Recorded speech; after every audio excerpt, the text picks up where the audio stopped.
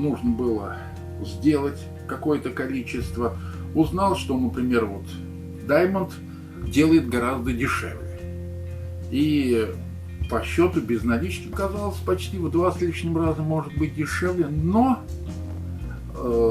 секретарь, принимавший заказ, сказал, что сначала посоветует с руководителем.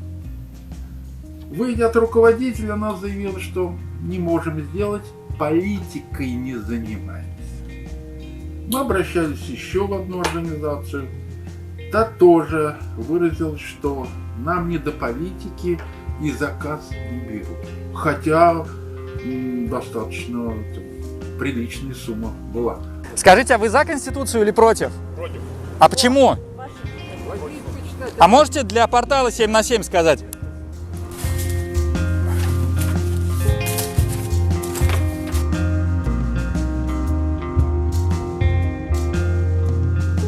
Вот на этом самом принтере мы отпечатали, ну, где-то там около 200. Пока на первый случай. А там посмотрим, как пойдет. Ну, насколько я знаю, это не только в Пензенской области. Вот сегодня мне сказали, что еще и в Брянской, и в других областях, по крайней мере, в одной организации. Ну, у нас с ними сложились, в общем-то, хорошие отношения. И ребята мне так откровенно сказали, что мы бы рады, но боимся налететь на штраф. И причем сумма 100 тысяч. Вот так откровенно сказали. Но я их могу понять.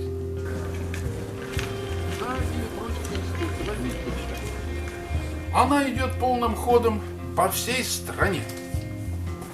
При этом, как я понимаю, другое мнение абсолютно не учитывается. Девушка, вы не студент?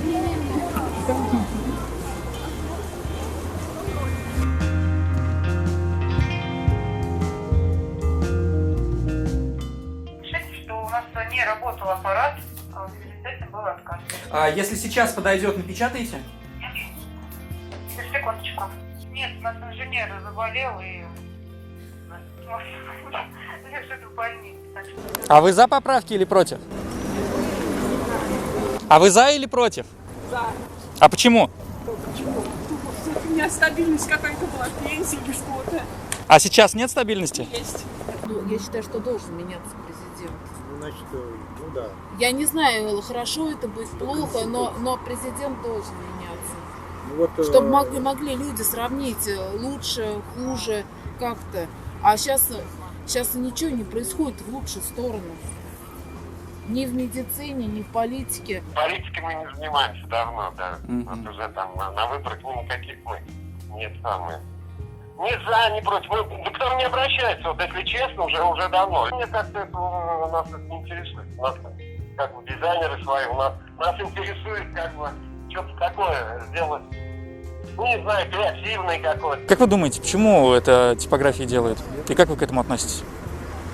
В смысле, почему я отказываюсь? Почему? Не знаю, может, чего-то боятся, наверное. Мне кажется, люди просто не хотят. Они вот, пускай вот как есть, все так и плывет своим чередом. Ничего не хотят менять. Я один раз попробовала, у меня у ребенка проблемы со здоровьем. Ну, и я и пошла в Минздрав, требовать.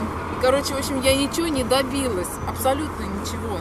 Препарат, который мне нужен, его в России нет, он не лицензирован, он не сертифицирован, его можно купить только в Европе. И когда я начала писать, мы начали писать, звонили Путину, прямая линия, звонили, тоже узнавали. Ничего, в общем, нам ни ответа, ни привета, ничего не пришло. И этот препарат, я пришла, я говорю, мы не можем его свободно купить, мне ребенку жизненно необходим.